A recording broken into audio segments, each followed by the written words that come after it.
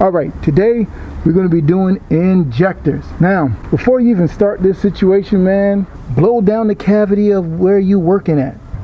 Now, that's a 15, and there's a bolt all the way in the back, and when it comes out, it may look like, man, where the heck is that bolt at? Damn, don't tell me I lost that crap already. I'm known for this. It goes right here on this bracket. Now, what you do is, you know, start messing with your injectors, but before that, you know, release the pressure out of the lines. It should be somewhere you got to release the pressure out of here. Start your car, take the fuel fuse out, and boom, voila. That's one of the easiest ways to do it. On me, I didn't do that. My dumb behind will have gas all over the place. That's what's going to end up happening. Fuel rail, take it out and everything. And also too, you got to make sure you got the right injectors. And there's different types of injectors. So you can look at this list here and you can check out the different types of injectors. All right, now me, I'm going to run 24 on the injector side. And then my math is going to match the injector. Now you may look at it and say, dude, that's a turbo situation. You need more. Well, not really. Turbo's small. Looking at it, I just want around 300 horsepower. That is it. Now, these are Ford Motor Company injectors. Get a little bit of oil and you put them up, you know, a little bit around here, a little bit around there, and then you install them. 12 seconds later. Injectors in. They're all in. Now, these are 24, whatever they call it, 24 pounders, whatever the heck, because I had 19s in them. As you all guys all know, we put everything in. It's good. And the only thing now is that the car smells like gas. I mean, it's rich to the point that it smokes. So, let me go ahead and turn this thing on so you guys can check it out.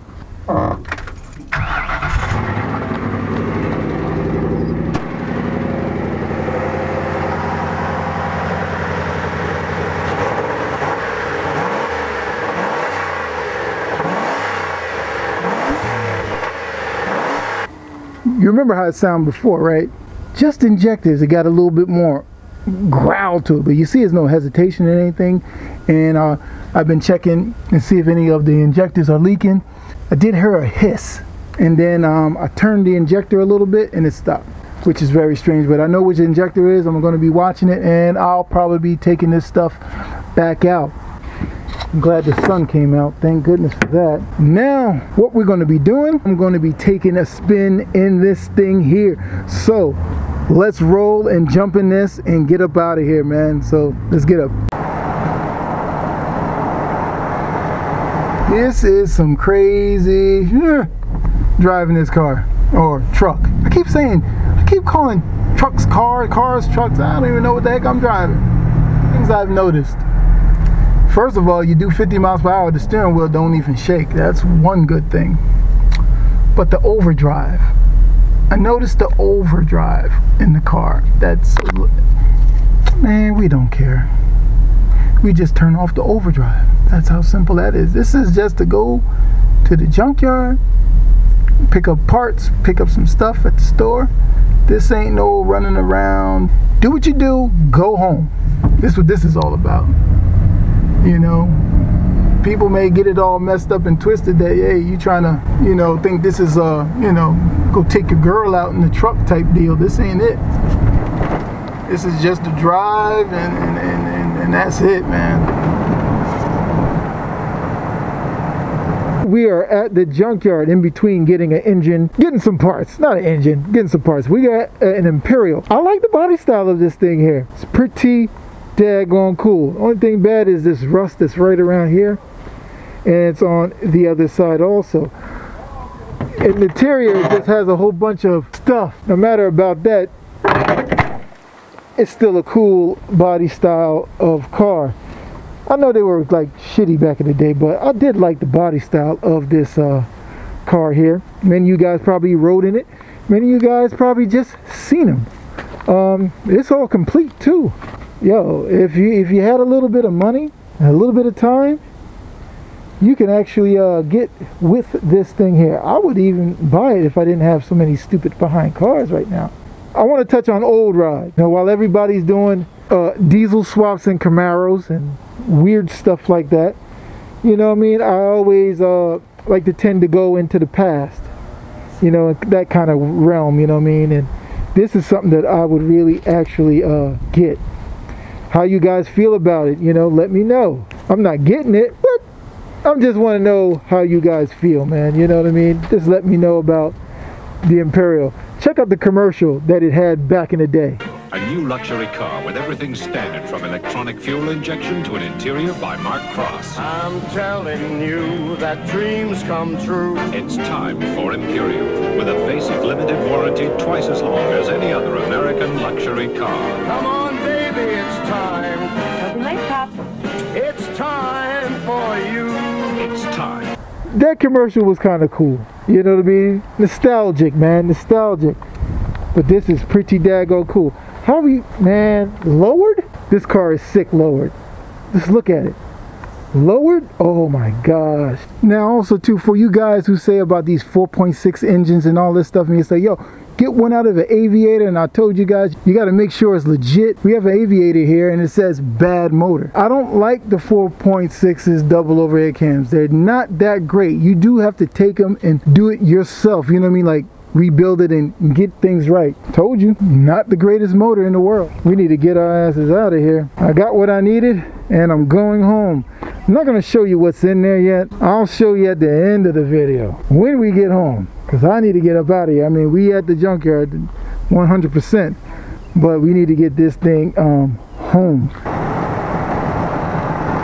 Steering wheel straight like that, boy.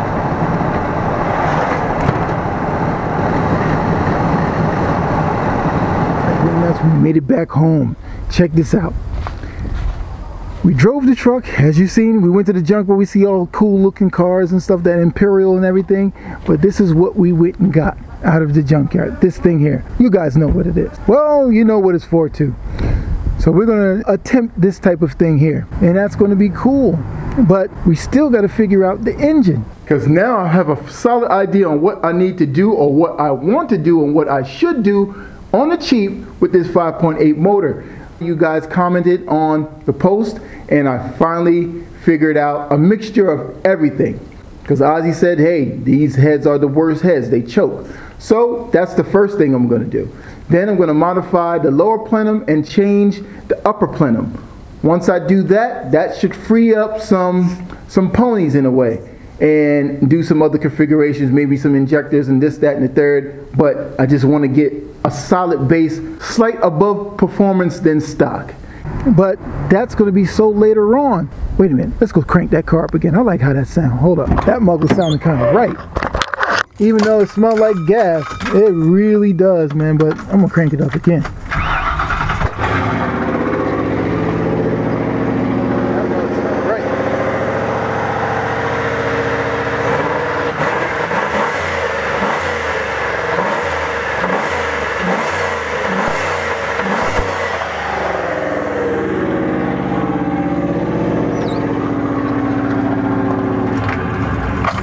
It still needs some plugs and injectors, not injectors, but it still needs some plugs, because I want to make sure the spark is there.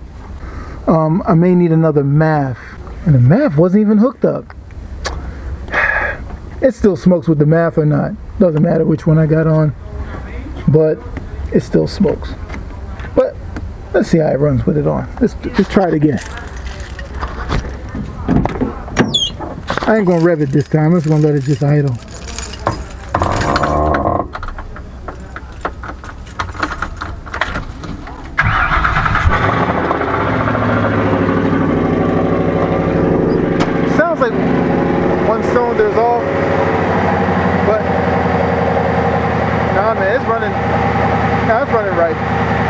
But it got a little bit more into it though. But it's still smoking though. Still smoking. But yeah, man, this is gonna be dope. It's gonna be dope.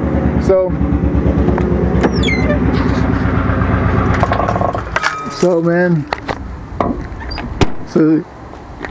we'll see you guys on the next, man, and thank you guys for all the support during this time, man. God bless you and your family, man. All right, see you guys later. I am not trying to disrespect the 4.6 double overhead cam, guys. I am just saying, like, you really don't know what you're getting into when you're buying this 4.6 double overhead cam motor. Most cases you'll be playing a guessing game once you get the engine. Look at this situation here with the Power Nation guys who swapped in this 4.6 double overhead cam from a Marauder. Yeah. Wow, that is definitely what we're hearing inside the cab. And if I was a betting man, I'd say that's a connecting rod getting ready to let go. Just got to be really careful when you purchase a motor of any kind, especially this 4.6 double overhead cam.